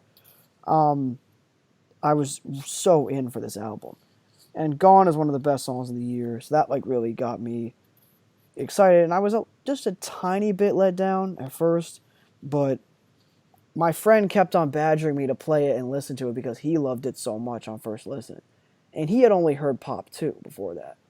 So right. he had loved it so much, and he was telling me like you got to listen to this, and he doesn't listen to pop music that much. So I'm like, all right, I'm gonna listen to it, and it really got with me. I mean, I think the end of the album is stronger than people give it credit for. Um, Well, no, I think the last track is incredible and one of her best songs. yeah, I think I the need. last track is amazing. I think the big long posse song with Big Frida and Cupcake and all that Yeah, was really good. really good. And I really like which one is it? I Don't Want to Know. I really like that song. So I think it is a little front loaded, I would say. I mean, the big problem with it is that the Blame It on Your Love is the worst song. It's stuck in the middle, it's and right it's in the like middle. like And then it follows it up with like White Mercedes, which is like a decent song, but it's not crazy. Like those two songs could have been spaced out differently because I think the rest of the track listing is rock solid. I So think I think it's an yeah, outstanding album. There are a few pop out. It was a really good year for pop music. it So was. like better out like there were at least I would say 3 better albums, pop R&B slash albums that two of them Hmm. are showing up on my list. but this was really good. I like it almost as much as Pop 2. I think Yeah, that I agree with you. I think Pop 2 is better, and I think Pop 2 is her best work, and I would probably put this behind um, Vroom Vroom as well, like even though it's an EP. But I think this, I was impressed because as far as like a big time pop artist, on a major label, pushing this sort of like, you know, pretty eclectic bubblegum bass album on a mainstream scale, that's pretty impressive. well, again, you're 2 for 2 on artists who are influential, who are great, who don't sell. Yeah, no, Charlie sold a lot more when she was doing her straight pop music stuff, which was still good, but it wasn't. Well, She wasn't unlike Young pushing Thug boundaries. sold Yeah. with it either, even though she had the Lizzo song, I don't think this sold shit. No, So you're right. She actually complained on Twitter that it didn't sell shit. Like she was frustrated, and I'm like, well, I mean, you made a great album, but you kind of had to figure that it wasn't gonna sell that much. I don't know. I do think Gone deserved to be everywhere. oh yeah, Gone's an amazing song. Um, Um, but yeah, I don't have much else to say. Charlie's great. I think this album's great. it was great. So Charlie should be doing a lot better than she is, yeah, and I feel bad for her because I feel like it's going to be even more difficult for her to make her next album because this one didn't sell.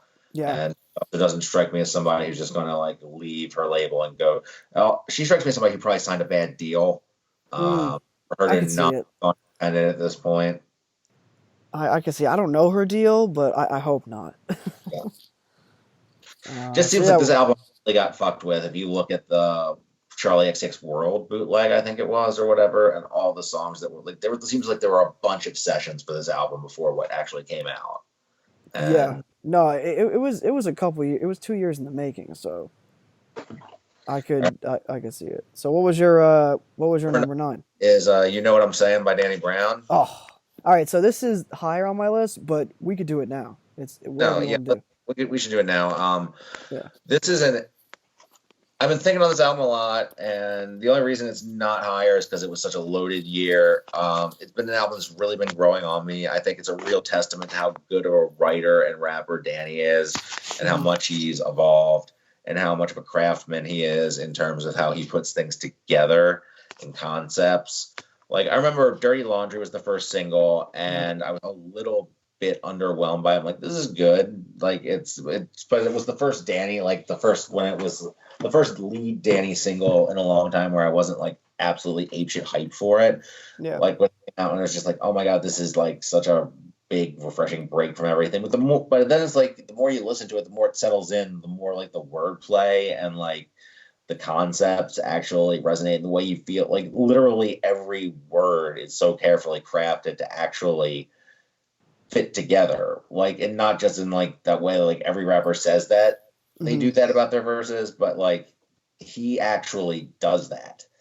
It's and it's not necessary, like it's hard, like fucking yeah, this is going to be an interesting comparison to my number 7 on my list in terms of how some people make it look like some people I think it is effortless for them in terms of being really good writers and they just rattle it off. Whereas with Danny, I think he puts a lot of effort into it, but Yep. yeah, it really does come across like he labors over these verses. Um, and he said something about this being his stand-up comedy album and like his elder statesman album, Hmm. and I see that too. I see That's that. actually, yeah, I really see that with the elder statesman stuff because of just where he is right now in the rap game. I mean, for one, I already think he's a legend. Like Oh yeah, for it's not even close.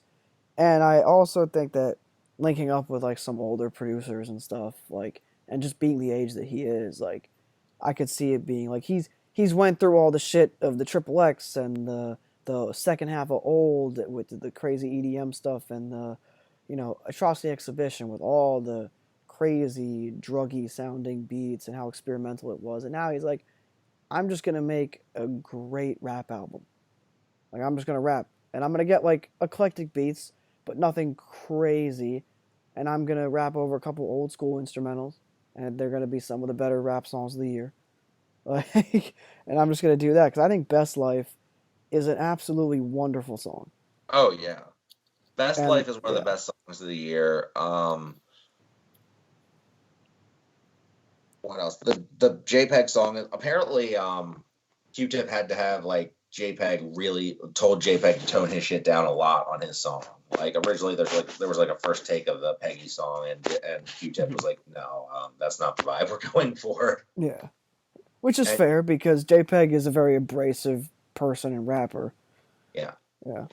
And you kind of get that vibe from the whole album that it's like Q-Tip was a very leavening influence on it a little bit, where it was Mhm. just kind of everything is like a notch down from your average Danny Brown album, and not in a negative way, but in a more like just kind of restrained sort of way, Yeah. No, or like it was. yeah. But one thing I don't like about the album, I thought the Run the Jewels feature was not that great. I I was thought that expecting something else. that I was a don't pretty know. lazy Mike verse, to be honest with you. Yeah, it was. I don't know. I just like I was underwhelmed. I listened to it and I was like, oh, that was it. Like I was expecting Mike to come because I'm sure we'll get to it, but in another album, Mike has a more subdued feature and it's amazing. So Yeah. I was kind of really sold on this being like his ferocious, like not ferocious, but just a really great and more aggressive verse. And he just kind of went with the flow, went through the motions. Yeah, it felt through the motions to me. It felt like, all right, well, Danny was on RTJ3, so now we're doing him a favor too. And there you go. That was the one song I like that. I mean, and Danny's part on it was great, and the beat was Great. great. So it's like Yeah. the song itself, it's totally fine, but it was like the RTJ part was just like very obligatory feeling to me, and it was the one part of the album that kind of took me out of it. The rest of the album is fantastic. I think it's definitely his most concise album, and yeah, I felt like Q-Tip very much was in the role of like a cutter or an editor on this one, just getting everything down to the bare essentials. And Danny kind of matches him in terms of how he writes. And like there's very few filler lines. There's no rapping for the sake of rapping on it in terms of it just feels like it hangs together very well. It's no wasted half. There's not a wasted second and a half hour. I agree. I really agree. And I think it benefits from only being like 30, 31 minutes. Like, it's just, it's a great length that lends itself really well to listening to it a bunch of times. And I really thought that this album has been slept on this year. Now, it's actually done better on year end list than I thought it would, mainly because I'm just thinking about, like, oh, I just didn't hear that much about it when it came out. People are like, oh, this is good, but, it's not as good as Trotsy Exhibition. But I don't think I've listened to it not as much as Atrocity Exhibition, but I would say I've listened to it more than I've listened to Old, and I think Old's a great record. So I think this is a really great album, and it's higher on my list. I'm just gonna say it was my number 6, so Right. you can tell I'm very high on it. No, I mean, I feel like this could have climbed my list too. It only recently, the thing was, up until recently at my job, I'd had the opportunity to just listen to music for like 10 hours at a time, essentially just doing manual labor. Now I'm doing more at my job and I have like less opportunity to be listening to headphones, Mm-hmm. but still, so I've been like catching up. And this album got a lot of replay during times where I just hit repeat as opposed to going for a new album. And Right. it settled in with me because it's very replayable.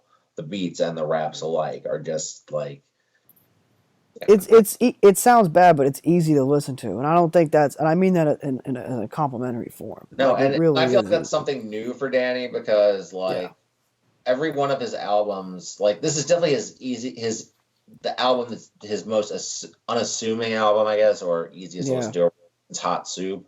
Like everything from Hybrid through to Atrocity Exhibition escalates pretty much.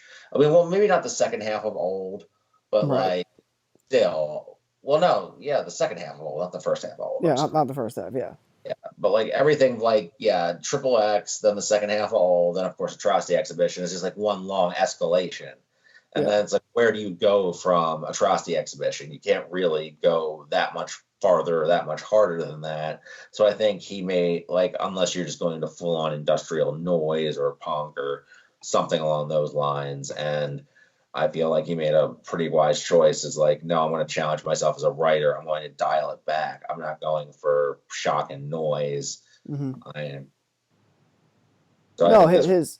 his hooks were always good, and in a lot of cases great. But I feel like there's just something easygoing about this album that I really appreciate it, and that might be the stand-up comedy aspect of it, where it's funny, but it's not.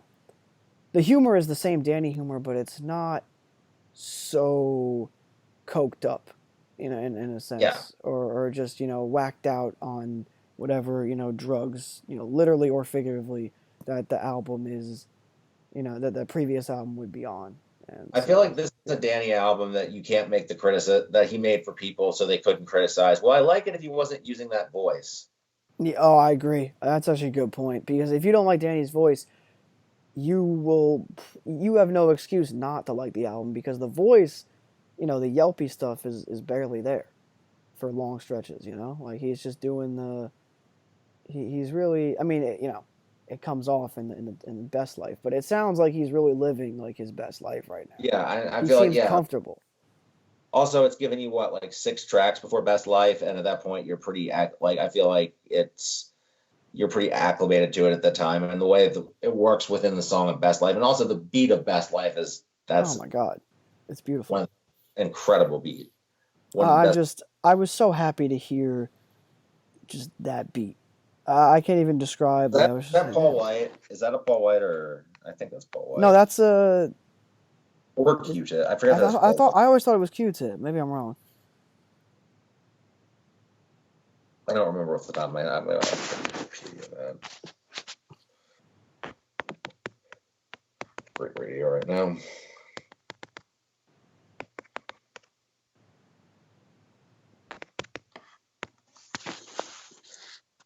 I thought it was Q-Tip. Q-Tip did Dirty Laundry, I thought. I'm pretty sure. Yeah, he did. I thought he did. Wait, hold on. Let me look. Producers, Best Life. Best Life was Q-Tip, you're right. That's like, And yeah, Dirty it Laundry. was. Yeah. It was. No, Paul White he did the first song, he did, the title track in Combat. Yeah. Negro, oh yeah, Negro, the Peggy track was a Flylo beat. Yeah, that right. That's what it was. Okay. Well, yeah. I mean, he got great producers on here. Oh, of course. Yeah. That goes without saying. And it's Danny. Like, hey. And the RTJ song is a Peggy beat, and he samples Yoko Ono. You just gotta love it. You gotta love it. No, that makes the fucking RTJ feature even more of like a waste to me. Just like they just feel like they didn't try on that. That's just like the one part of it where it's just like I would have rather had a JPEG rap verse, because we don't actually get one of those, like, or something, or like a fucking Zalooper's verse or something. Like, I know more people look for it because Mike and Elle were on it, but that was just not. That was. I mean, I don't want to end it on like talking about the album on like a sour. Oh no, note. absolutely not. Like everything else about this album is great, and I feel like it is. I mean, I haven't really been looking around for discussion about it, but I get the impression, like you said, it's showing up on a lot more end of the year lists than you expected, which is good. But I feel like it's just kind of the way when it came out and I listened to it, I'm like, this is not going to get talked about as much as his other albums, just because of the way it's constructed, the way it's just not as assertive, and I feel like the way it's engineered, people are going to look, and following Atrocity Exhibition, people are just going to look at it as a step down, because it's a step. Absolutely. Because it's a de-escalation. That doesn't mean it's worse, but it's like he's not going 1,000 miles an hour anymore. Couldn't have said it any better myself. I think you really nailed it with that, like, just comparison. Right. So yeah, I don't really have much else to say about it. There's not a bad song on here. There's not a bad bar on here. The only thing I don't like is the Run the Jewels feature. And Consequences does vocals on the last song. I did not know that. He was not credited. All right, yeah. So yeah, you want to move on to your number 8? Yeah. My number 8 was Solange, When I Get Home. Oh, I'm glad you mentioned it because it's not on my list, but it would have been right outside it. So Yeah. No, this is an album that came out pretty early in the year, and when I heard it, it kind of floored me. And I'm just a tiny bit less high on it than I was at the start of the year, but that doesn't say anything about the quality of the album because I think it's still really, really strong throughout and has some of my favorite little instrumental moments of the year on it. In addition to Solange, who put out a great record a couple years ago, and then kind of had people waiting to see what she would do next, and came back with something that was pretty different and eclectic. And that's why I've been saying that a lot this podcast. But it was, I think, it threw some people for a loop, even people on music boards who are traditionally more accustomed to that sort of thing. I think they didn't really know how to process it, but I mean, you look at year-end lists and it's doing very, very well. So happy to see that, and I think it's well deserved because it's a great album. apparently a very divisive album. Like I know that people like I've also seen it on lists that are saying it's one of the most disappointing of the year. Mm-hmm. And I know when it came out, people were talking about how it was like sounded unfinished or it sounded like it was not nearly worth like a disappointing follow up to Seat at the Table. I loved it from the start. It gave me Mad Villain vibes, Stones Throw vibes, that sort of thing, that sort of approach that I'm always going to like. I Yep. think it got it. The way it's constructed reminds me a little bit of Cosmic Ground by Flying Lotus, in that my favorite, or no, not Cosmic Ground. I'm sorry, Until the Quiet Comes, in that my favorite part is dead smack in the middle with features, for the Cardi feature, the Sampa feature, and the Gucci feature, back to back Yep. to back. That's my favorite part of the album. I agree. I actually, I mean, we talked about the Cardi. We've talked about the Cardi track so much this year, but Yeah. that's a great song, and the Gucci track is so much fun. Oh It yeah. it And she really sounds is. like she's having so much fun on it too. Like she sounds like she's just like really just having fun with it. Yeah, she's enjoying it. I do want to say that, I mean, Time Is with Sanford is great. I mean, you Oh know yeah. that. I think my favorite song is, it's tough. Well, first of all, I just want to say, Things I Imagined. I know that's just like, some people are like, well, she just says Things I Imagined for 2 minutes straight and that's the song. But it's the same approach that, like, you could listen to a Cardi song Yeah. and he's doing the thing where he, like on the hook where he's saying the same thing, but there's just a quality about it that is unique when Solange and when Cardi have done it, where it's beautiful, like the little piano in the background, and she's just like changing her voice up a little bit every few times. And I think Dreams is another one that is Dreams is great. one of my favorites for Yeah, sure. Um and I think I'm like Now Rain is cool 99 too. I'm like 99% sure that Metro Boomin produced Dreams. I'm I gonna think look at it you're right. right He now. has a beat on here, a beat or two on here. Earl Mm, has a beat on here. Fucking Scarface has what the fuck? I guess that's probably just because of a sample, a Ghetto Boy sample. yeah, it's a ghetto boy sample. What Earl has a beat on. was the... No, it's like just the whole sonic palette of it is just so really well chosen, and it's just pretty much picked of all stuff that I like. This whole kind of like woozy, narcotic Southern sound that I can't get enough of, and she delivers everything really well. She doesn't overwrite her songs, which I appreciate. Like like that gives more of a gravity to what she does deliver, Mhm. and I feel like people mistake that for laziness or unfinished writing or whatever. But it's like, no, she says what she needs to say and lets the music do the rest of it. And I feel like it's 19 tracks, but it's also under 40 minutes. Yeah, no, it moves, and there are so many standouts, and the tracks aren't long that you can once again replayability, and it kept me coming back, especially that middle stretch, like you said. I mean, Time is my favorite song on the album. The way that she does it, where she has the little verse, and then it leads into that refrain where it's just like, you gotta know, like, that whole thing. That's Yeah. like that. The way the piano comes in, that is beautiful. And then Sampha comes in, and she's saying like, you gotta know, and then he's like echoing it in the background. That's a little beautiful. I thought there was like a little like Frank Ocean bit on this, but I don't know if there was or there isn't. But he's not credited.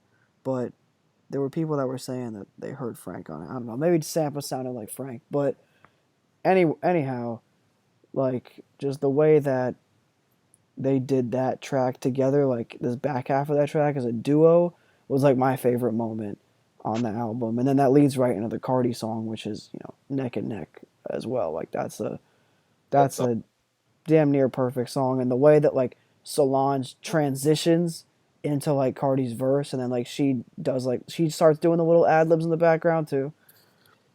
Yeah. no, it has a lot. Like it's definitely when I say it's like a Stones Throw album, shares a lot of the same quality. It has a Mad Villainy character to it, where it's like it works as one large piece or 19 smaller or 19 top like small pieces, Yeah. and also the vocal mixing is a big part of it too. Like you were saying with the ad libs and the way she's like, I guess Mad Villainy is one touchstone for it, and also like Georgia Ann Muldrow kind of in the way that she's just like very all over the vocal mix, and she doesn't stick with one single vocal approach. Like there's no songwriting template here.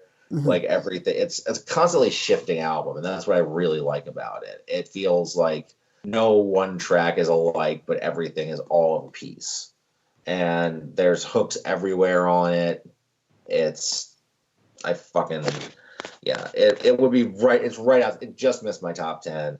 It was a very this was the first time my computer died this year is when this album came out, and I remember how I had to just like struggle through like a bunch of YouTube. I was listening to it on my phone, and I had to struggle through a bunch of targeted YouTube ads to listen to it. But I listened to it times in a row, and then I started getting ads for like targeted hair product ads that I did not need. They related to the album, yeah. It's very on brand. Exactly. So, yeah, there's not a bad. I don't think there's a bad moment on this album. I can understand why it's divisive, but I feel like there are people who wanted her to make a different album than she did, and I feel like she made a very pointed choice to make an album that wasn't going to be universally appealing. Yeah, no, that's once again couldn't said any better myself. It was supposed to be very regionally appealing. Like I feel like the Texas choice, like the Houston influence, was supposed to be as pronounced as like. I mean, duh, of course. When I get home, like yeah, it was not supposed to be for everybody.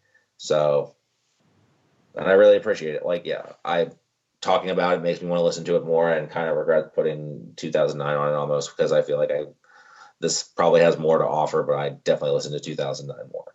So anyway. So yeah, this was a great choice. I'm glad you put it on there. So that was your number 8? That was my number 8. What about you?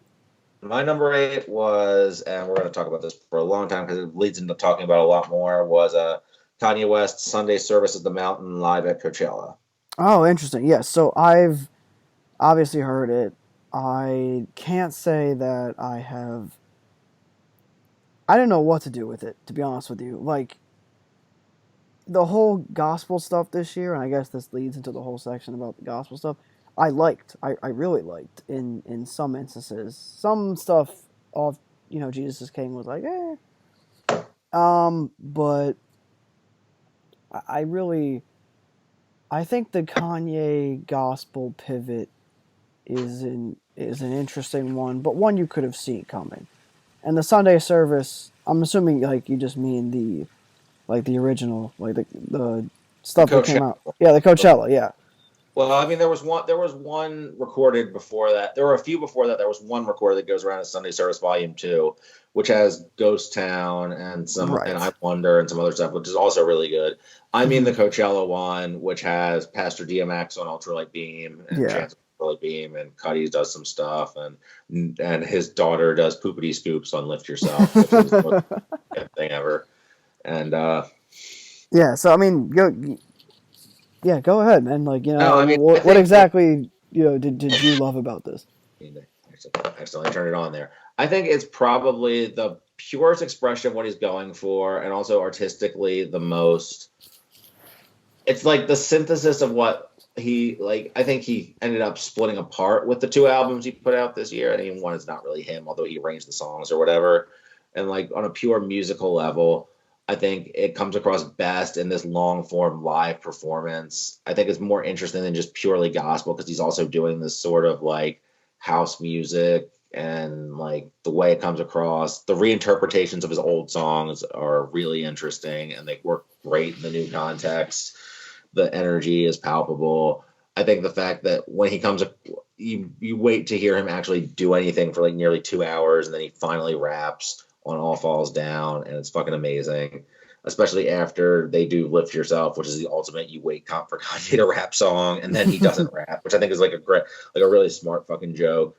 I think Ultralight Beam, the version of that is incredible with DMX on it, and Chance is like kind of goofy, but he's also like it's still pretty powerful. I just think it's full of great moments and musical exploration, and there's just like a spirit to it, like forgive the term, that is. I don't know. I think like his vision is most fully realized in this. I think Jesus is King is an album that's getting a lot of slack that it doesn't deserve because first of all, like again, the rapping is not great, but it's much better than it was on Ye. I think the songwriting is really good, but I feel like people are also criticizing it for not being Yandi, which it was. I mean, which is hard if you already heard the leaks of it and stuff, and they're criticizing it for what it was never going to be. Which is yeah. I mean that's true. Trying to think of a way to phrase this. And obviously, there's just the other shit about people who can't divorce what he's doing from the music. And seeing him work with Joel Osteen is just fucking gross. Like, yep. No one needs to fucking see that. So, but I think overall, like, this was as strong. Like, I think as a live performer, he is really underrated in terms of.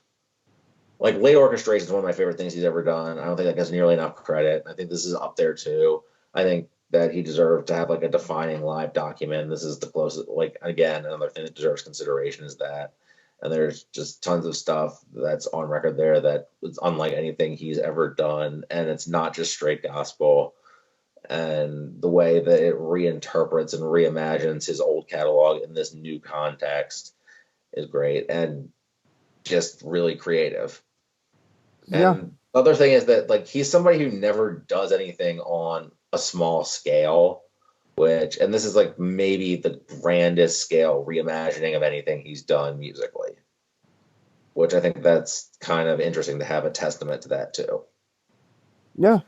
No, that's.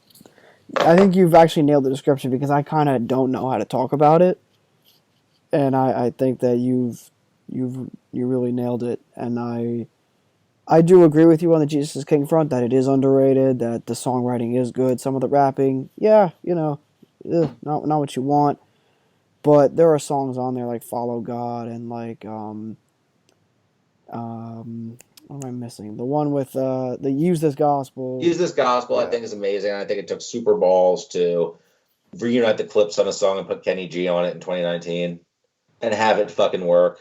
Like I think that's pretty amazing. I mean, I was shocked.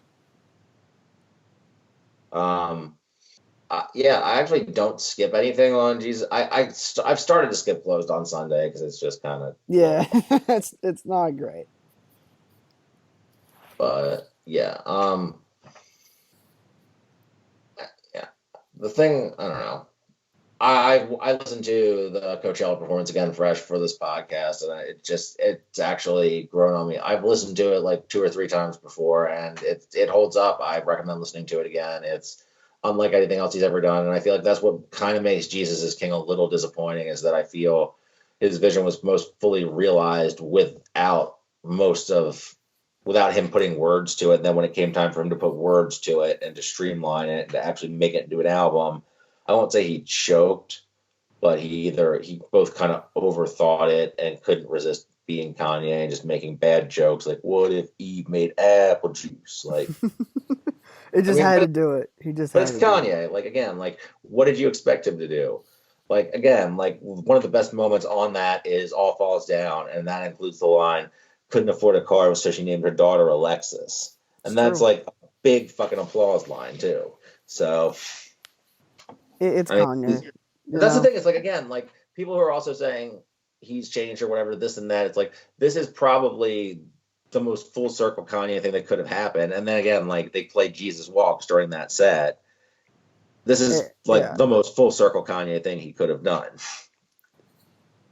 Absolutely. That you could rap about anything except for Jesus. This is really a full circle moment and a this is the dad rap that Kanye should be making, because I honestly thought that it was going to be this experimentation with, gospel, like going full on gospel, was going to be a lot worse than it ended up being. It ended up being good, and that shocked me. I mean, yeah, it ended up being better than like I mean there are still like again like Closed on Sunday gets a little Yep. much for me with Yep. like raise them in the faith, honor and obey, like that part gets me more than like the Chick-fil-A stuff, honestly. Like the Chick-fil-A line is just again, that's Kanye. Whatever. Kanye. He's say some silly, dumb shit that's gonna become a meme. But when it's like talking about like raise your children to honor and obey the faith, it's like, all right, now you're just like you're giving me high school flashbacks. I don't need this shit. But fucking I had another point here. Oh yeah, it was about it was something about violent crimes and how I don't like that song. Um, but that was kind of about how I don't remember. Yeah, yeah. So that's basically how I feel about that one. I feel like it's something that not everybody's going to hear. I feel like you kind of have to be a fan to appreciate it. But if I feel if you think that I don't think the whole thing is a cynical. I feel like the whole Republican MAGA yay thing was sort of like a cynical. I don't think it was ever performance art per se, but I feel like it was kind of a stunt that got out of hand. That he was planning as one thing, that he kind of started believing his own bullshit or went into a manic episode. Yeah. This feels more genuine to me. Yeah. I can see that. I will give you that one. I think I still. I don't know. I think I still prefer Yay to Jesus is King, but I think that the Sunday service stuff is definitely the peak of the last couple years of Kanye. I mean, I prefer Ghost Town to anything on Jesus is King. Yes. I um, and I think the beat on Yikes is better than any beat on Jesus is King. But I agree. there's just a lot of I think his overall rapping performance on Yay and the way it's structured. Although I heard an interesting theory on Yay that it's supposed to be structured like the first three songs are like all of his like man I guess like all of his vices, I guess, or something, and then Wouldn't Leave is like his moment of clarity and his realization, and then the last songs are supposed to be like him like coming to peace or something, and it's like I guess I buy that, but it's Yeah. still I don't know. Violent Crimes is just a very unappealing song to me. That's interesting because I actually really like that song. I think it's a gorgeous instrumental or whatever, but I feel like sometimes the way he talks about his kids is like very unappealing to me. But I feel that way about a lot of way people talk about their kids. Yeah. So, No, that's fair. but it's more just the way, like, why can't she do karate? Let her do karate. She doesn't have to do fucking Pilates.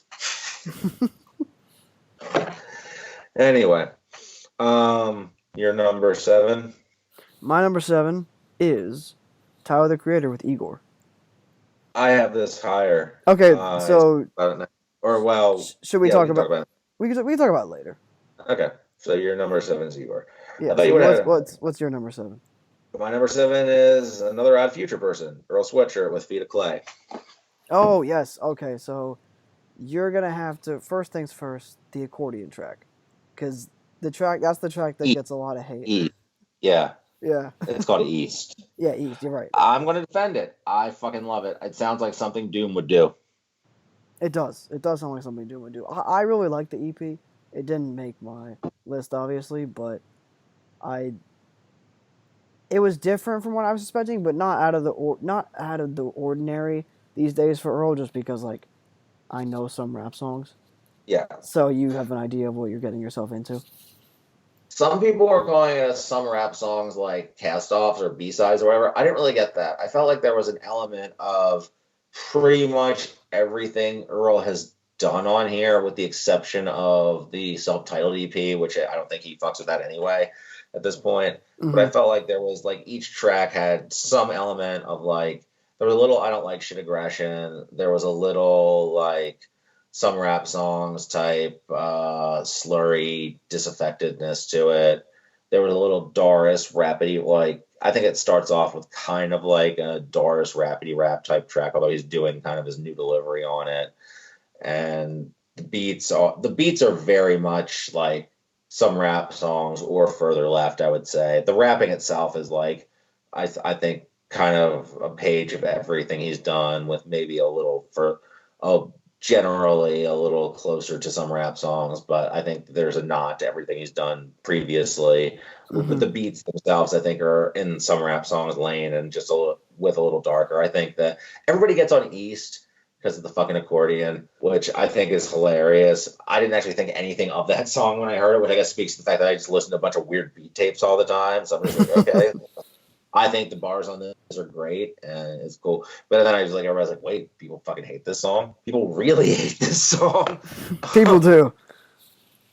Like I forget, somebody tweeted something out about the fact that Earl went from rapping about smoking blunts that are fat as butch lesbian ankles to rhyming over jaunty nautical circus music is the greatest crime of the decade. I forget who said that, but but I think the weirdest beat on here is the Makami song, the one with no drums at the end. Yeah. Yeah. Actually, Ass beat too. you could have a point. Like there's no drums on that, and and that's like a weird, like half the song is just kind of like Mock's delivery, which I think is personally way weirder and way more off-putting than Earl's. Which I have no problem with that. I'm used to listening to Makami at this point, but I feel like if you've never listened to him before, you're like, what the fuck is this dude like? Earl, like French Montana 8 Earl sweatshirt. What the fuck is going on? Um, the I was not sold on Mavi before I heard El Toro Combo Meal. Now I am. That's an amazing feature. That's probably my second favorite feature of the year, behind Black Thought on the Benny EP. Yeah. Oh yeah. He's That's a phenomenal. really Yeah. like I can't remember any other track where Earl gets shown up. But that's probably so like off the top of my head, I can't remember any other track where Earl actually. I'm sure Vince has probably out-rapped him once or twice, but Mm-hmm. there's just a lot of really.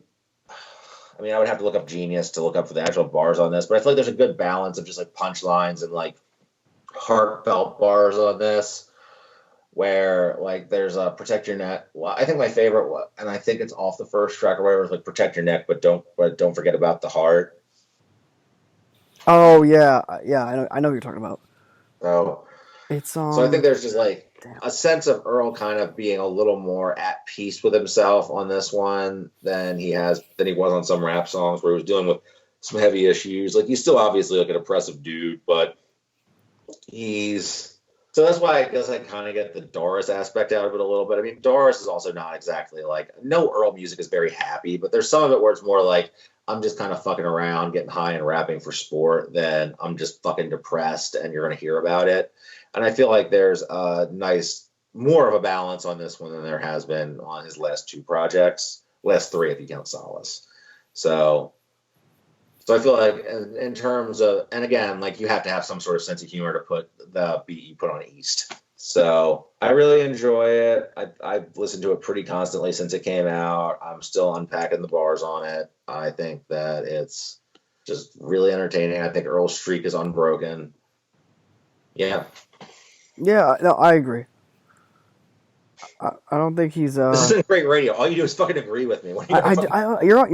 you're on a good path tonight. I don't know. You're saying a lot of stuff I agree with, but it's an interesting EP. It's like you could frame it as like a stopgap release, but I think every Earl release is more than that.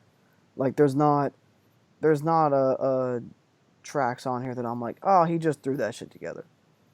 Like, oh, he's just putting this out for the fans. Like at this point in his career, Earl, everything he does is calculated. Yeah. And it was a really, really strong EP. And once again, replayability. We've been hammering that home this podcast, but like, Oh, yeah, I feel like it's so there. far, like I'm looking at all the releases. Well, so far the 4 that I had on my list. I mean, Sunday Service of the Mountains obviously way long. It's a fucking 3-hour church service Coachella thing. But the other 3, 2009 was like 40 minutes. You know what I'm saying? Was 30 something. Was like a half hour. This is like 20 minutes, even like 15, 20 minutes. So I feel, and I'm like going up my list, they're pretty much all very in the 30, 45-minute range. So I think that's definitely been like the prevailing theme is that like compact, like concise albums. I don't know about your list if you've got anything super Most long. of the albums in my list are pretty concise, except for maybe one. So, So yeah, but yeah, seems this to be is, the I mean, theme. I think this is the only EP on my list though. So yeah, I don't think I have any other EPs on my list. So, but yeah, Um, so yeah, you want to do your number 6? well, my number 6 is you know what I'm saying, but I will. Yeah, so we already talked about that. So We did. my number 6 is something that you might want to, you probably have higher on your list. So we might want to talk about that later. Is Freddie Gibbs and Mailer Bandana. Can we talk about that later? If that's okay. Yes, let's talk about that later. So All right, later is great. We're gonna talk a lot in like I'm sure top we're going couple to talk spots. about Yeah. that at length. So Um, so my number 5 then. This is great. We're moving here. My number 5 is Carly Rae Jepsen with Dedicated. can we talk about that later? We can. Oh hell yeah! All right, we're moving through. So, but I'll say here's what I'll do. I'll throw a little honorable mention in there for 5. I want to say that the let me look actually. Let me find something off the beaten path. Maybe like I will say that he's not on this list, but I think you can make a case that he's been one of the rappers of the year, just popularity and quality wise, and that's DaBaby. And his first mixtape earlier this year, Baby on Baby, was something that I beat into the ground for a lot of the year. Like this, it was always on my workout playlist and just listening to it throughout the day. And I think he's great, super charismatic. I know some people are like, well, he doesn't switch his flow up that much, but I think he's kind of carved out his niche, his lane that he does so well, and it shocked me that he's as popular as he is. Like there are pretty much most people know who DaBaby is, and that just surprises me because it just when I heard about him in the beginning of the year, through hip hop forums, it was like I was discovering this like relatively like somewhat popular but relative unknown of an artist. And now he's blown up and he's huge and he's bigger than a lot of artists that, you know, he was trying to get features from in the beginning. So it's crazy what can happen in hip hop in 2019. I think DaBaby is a perfect example of that. And I think even though Kirk, his latest album, I think it was a good album. It wasn't great. It was like it had some songs in there that were like, whatever. But the intro track is one of my favorite songs of the year, and really personal. It has an instance of him switching his flow up and really, I mean, he almost doesn't take a breath for the entirety of the song, and comes through with some of his most like personal and hard hitting bars yet. So great track. Baby on Baby is a great mixtape, and it's cool that DaBaby is like a very popular artist in 2019. I will check it out. I have not really looked into. I mean, I'm familiar with him, but I haven't really looked Right. into it. Well, I would definitely listen to Baby on Baby because once again, concise mixtape. I think it's only like 10 tracks, pretty short. Um, had some bangers on it, and yeah, pretty much it.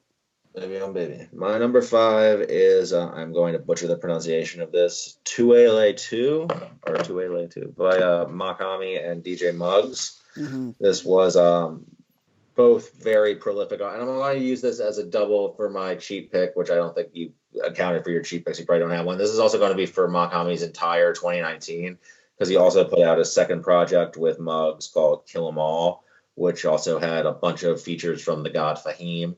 And there was Mock also put out another project that I'm going to butcher the name of, probably Wapcon Joji, I don't know, which was an EP, and that has an Earl feature on it, and I believe he does most of his own production on that, or maybe that was Mock's. I don't know. Either way, Mock has, he executive produced all of the Earl Drew EP, all LPs. So Mock's had a very busy year. He's been super influential. I'd argue he's been, aside from standing on the corner mic, the biggest influence on Earl's new style, or Earl's recent style, and all the stuff he's done with Muggs, I think, has been outstanding. It's been really addictive music. It's brought out the best in both artists.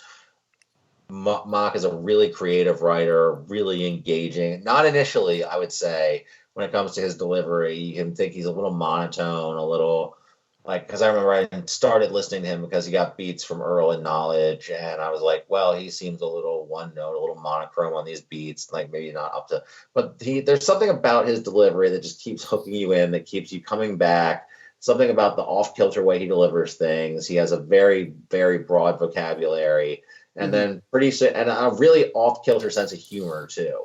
Like he'll make a joke or a reference that you'll just come back to, like, did you just say that? And then by coming out, and it's kind of a Doom quality to it, I guess, too, because I feel like Doom is somebody who, likewise, you don't really, your first listen to, like, unless you're a real fucking weirdo, I feel like your first listen to Doom, you're not immediately, yo, play that shit back. Like, I don't think anybody's like doing that with Doom. And I don't think anybody really does that with Mock, too. It's like more of a slow settling process. And I feel like the Muggs albums are kind of the peak of his style at this point. Like, they just complement each other so well. How much do you bring up? There's one song on each of the Muggs projects that I think just epitomizes what he does so well, like what Mock's approach is so well. I'm looking it up right now. I'm gonna butcher the name of one. The Kill 'Em All one has Force Majeure, which just has this like the beans came from London, bruh, or the beans came from something, bruh. But it's like the beans can't remember now, which is like one of these like nonsense rapper hooks. It's like Max B to the core, and it's just so fucking good the way he delivers it, and the way he like has like a verse that's like somehow articulate but nonsense over this just gorgeous piano loop. And then you have on Tuela 2, there's a song called Peter, which is also, it's like, it's more in the lane of Doom, kind of, but it also has the same melodic way of delivering it, where it's like, I don't know, he just blends so many elements of so many rappers that I like into such a unique sort of delivery that I can't, like, I hate to keep comparing him to other people because he's really unique to himself, but there are elements of so many other rappers that I like involved in it that there's no other way for me to describe it. Like, who else fucking raps in Creole? Like, seriously. No idea. Like, it is pretty crazy. And I can't say I've listened to that much of him, but I know that you've been going on about how impressive his 2019 I don't know been. shit about him, but you certainly seem to like him a lot. Yeah. No, that's, and honestly, that's a ringing endorsement, because if I can remember that you've been just all over this guy for the entirety of 2019, that's pretty impressive on his part. So yeah, I highly recommend. I would say that the Muggs out, like the first one, 2 is the one I would recommend. It's a good starting point for him, honestly. Although either of the Muggs albums, Kill 'Em All as well. The EP is a little more on the weird side because each track is a little different. Although for a Young Thug fan, the EP might actually be a good place to start because he does try on like a different style with each track. Plus, it has the Earl feature. And the Earl feature is one of, like, speaking of concision, Earl goes through like 16 bars in 30 seconds. Like, he's in and out. You don't even notice him, but it's pretty impressive. It's almost as impressive as that like one song on Wolf, I think it is, where Earl's supposed to be in like the backseat of the car and Tyler keeps shouting over him and you don't even realize Earl's rapping and then he shoots him. Mm-hmm. You remember that? Mm-hmm. No, I got you. So it's just funny. It's just kind of funny how like Earl goes out of his, like, I mean, to go back to Earl, he goes out of his way to like always disguised that he's like distract from the fact that he's rapping. He'll rap a whole verse, but he'll do all these things to like distract you from he's doing it. And I always used to think of, because you do these on songs with Tyler a lot, and I always used to think that was just Tyler being annoying. But now I think it's kind of something that Earl does too. Just kind of like to, I don't know, challenge or annoy the listener. Mm-hmm. But Yeah, no, I can see that, because he seems like someone that is not hesitant to do that and just be like shock the listener in a sense. right. I mean, well, I always thought with Tyler it was kind of like the art student mindset. But with Earl, I think he just kind of likes fucking with people. So, but yeah, Makami, I highly recommend it. Fucking listen to it. Anything, and also DJ Muggs also did some other shit too with a Crime Apple this year. That's very good. It's a little more straightforward. And I forget if he did shit with that one other guy, Ankle John, maybe. Ankle John, somebody else I like. He's in that same scene, but he sounds like Cannabis, so I can't take him seriously. I can't take anybody who sounds like Cannabis seriously. Can I bus? Sounds like a fucking raspy ass sewer lizard. Also, one of the, like, say what you will about Eminem modern day, literally say anything you will, I will agree with you. That's one of those disses. Like, he did such damage to that guy, I cannot take him seriously based on that either. He like clowned him so thoroughly, and clearly did damage to him because then Cannabis put out like 3 albums of like angry fan fiction about Eminem. Oh God, yeah. Not All right. much else. Not much else that needs to be said about that. At least Eminem didn't do too much horrible shit this year. He didn't subject us to any albums. He did one really annoying verse on the Griselda album, but I don't think he did anything else that I remember. No, I try to put any and all things Eminem does out of my brain. Yeah, again, like, yeah, he might have done. Oh no, I didn't listen to it. Hector put it in the chat, I think. Maybe Horst did. A song with Joyner Lucas called "If I Were Gay." Oh yeah, yep. See, I knew we were being too charitable, but And now I'm going to listen to it. no, don't do it to Your yourself. borrowed time exclusive from Flex Airhorn. We really were talking about some of the best music of the year, and we had to just think of Eminem. Joyner Lucas featuring Eminem. What if I was gay? 5 minutes and 16 seconds. Oh, I don't think you should do it. I think I should protect your ears. It's already started. What